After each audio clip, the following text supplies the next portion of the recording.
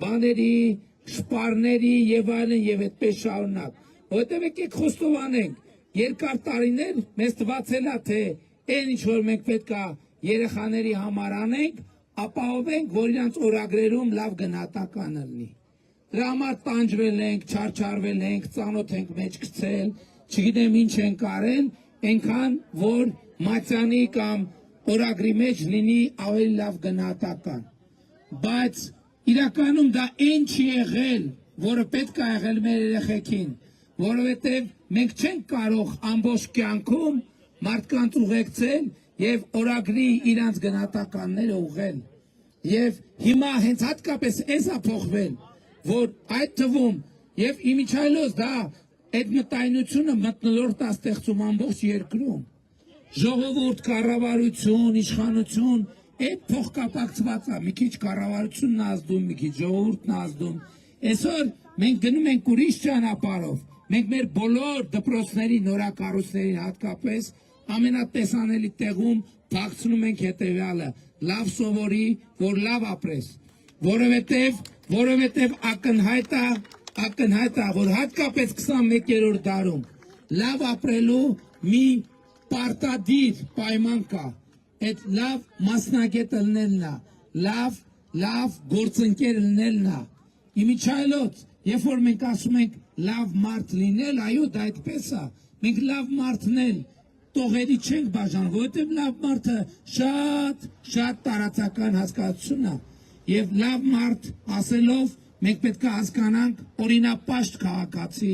լավ մարդ ասելով մենք պետք է հասկանանք պարտաճանաչ հարկ վճարող, լավ մարդ ասելով պետք է հասկանանք պատասխանատու սոցիալական պատասխանատվություն ունեցող գործարար, լավ մարդ ասելով պետք է հասկանանք պարտաճանաչ մարդ, լավ մարդ ասելով պետք է հասկանանք կարեկից մարդ, որ անտարբերությամբ չի անցնում ուրիշի հոգսի միջով,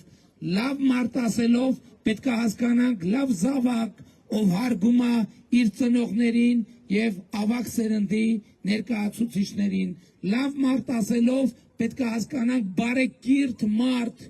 ով որ նույն հարության մեջ բռնության ենթամշակույթով չի հարաբերվում։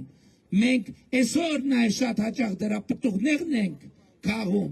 երբ որ մեզ թվում է, թե առավելությունը այն է, երբ որ դու ուրիշի նկատմամբ բռնություն կիրառելու եւ անպատիժ մնալու հնարավորություն ունես։ Այդ որ ասում ենք օլիգարխիա, որտեղից է առաջացել։ Այդ մտայնությունից է առաջացել։ Եվ լավ մարդ ասելով հասկացել ենք պետք է հասկանանք այն, որ մարդը այդ թվում այն օրը քաղաքացիներից մեկը քարոզարշավի ընթացքում մի բան ասեց շատ տպավորվեց։ Ասեց Հայաստանում ընդունված չի ասել, որ ես քեզ սիրում եմ ուղղակի։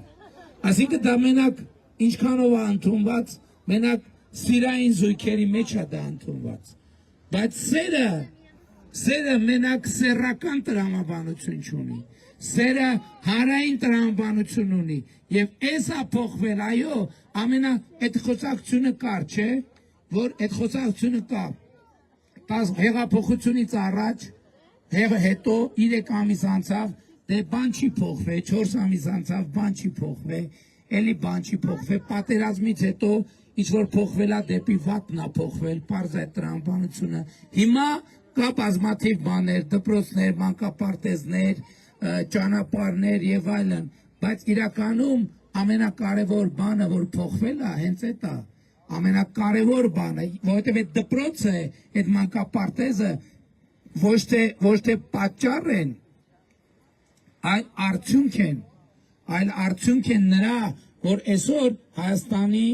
իշխանությունը կամ ավելի կոնկրետացնենք, Հայաստանի վարչապետը, Հայաստանի քաղաքացուն ասում է ես քեզ սիրում եմ։ Հայաստանի քաղաքացին է վարչապետին է ասում է ես քեզ սիրում եմ։ Ու շատ երևի սկզբից շատ տարօրինակ էր թվում, բայց ժողովուրդ այդ բանը, այդ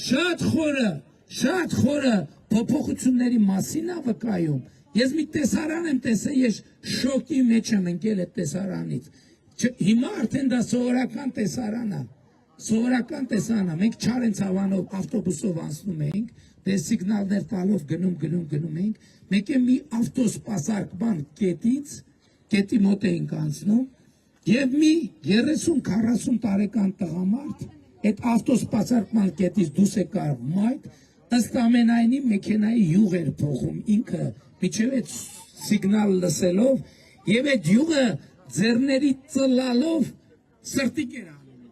ձեռների ծլալով, ես հետո ելույթ ունեցա մեր ներկուսակցական ժողովում, ասցի դուք մենք հարգելի գործընկերներ չենք կարող պատկերացնել, թե սա ինչ անհաղթահարելի ուժ է, սա ինչ անհաղթահարելու ուժ է, երբ որ մենք կմտածեինք, որ 40-50 տարեկան տղամարդը փողոցում բան կանի, փողոցում չէ տանը կարա սրտիկ անի, որտեվ կարող է թաղում բազար բացվել, ինգերես ինչ սրտիկ մրտիկ ես ինչ շերեք ֆրցնում, լսել ենք տանը սրտիկ եք ֆրցրե, ես ինչ մոմենտ է, որ այդ ինչ է նշանակում, այդ հետևյալ մոմենտն է, մարդը Հայաստանի Հանրապետությունում պետքա սիրի մարդուն, մարդը պետքա սիրի մարդուն, սա է առաջինը քրիստոնեություն ընդունած պետության հիմնական եւ առանցքային իմաստը, պետությունը պետքա սիրի մարդուն, մարդը պետքա սիրի պետությանը, իշխանությունը պետքա սիրի մարդուն եւ մարդն էլ իշխանությանը պիտի սիրի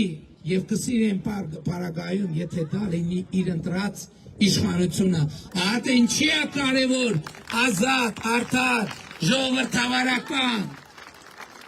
ճանապարհով իշխանություններ ընտրելը, բայց այդ էլ մենք պետք է հասկանանք ինչ է նշանակում սիրել մարդուն։ Ես այդ թեմաներում խոսել եմ, որովհետև մեր իրականության մեջ սոցիալական հարցը ամենասուրն է, որովհետև երբեմն մենք մարդու նկատմամբ սերը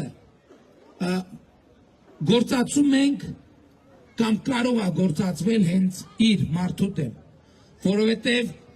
իմ ընկալմամբ այն սերը, որի մասին ես խոսում եմ, պետք է մարդուն մոտիվացնի, պետք է մարդուն մղի գործողության,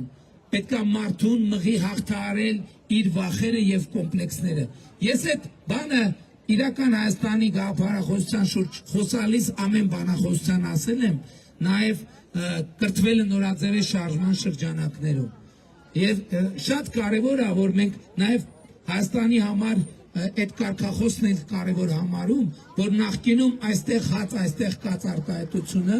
միշտ օգտագործվում էր արտագաղթը հիմնավորելու համար, որ դե հələ մի բան էլ քննադատական, դե մարդիկ որտեղ հաց այնտեղ կացով են առաջնորդվում, թողում երկրից